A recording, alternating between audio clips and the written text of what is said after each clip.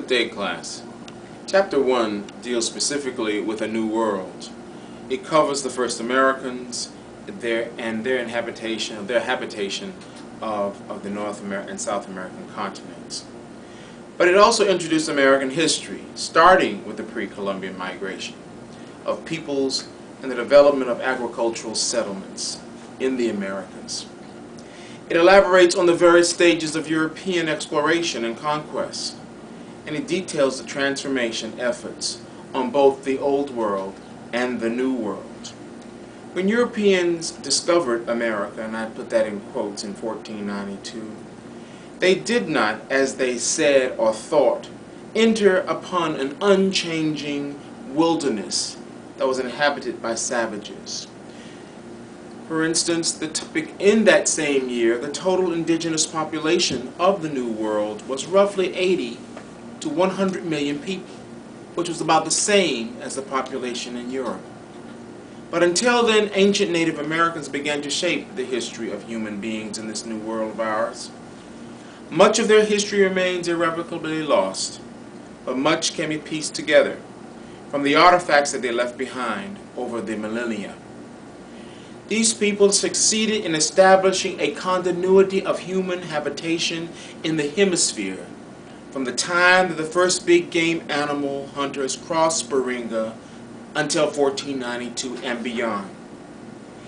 They achieved their successes through resourceful adaptation to the hemisphere's many and ever-changing natural environments. They also adapted to social and cultural changes caused by human beings, such as marriages, deaths, political struggles, and warfare. But the sparse evidence that has survived renders those adaptations almost entirely unknowledgeable.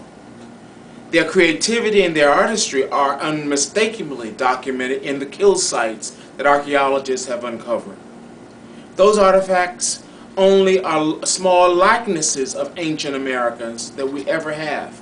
There's a blurred, it's a shadowy image that are indisputably human, but forever silent because we can't ask them if we had questions.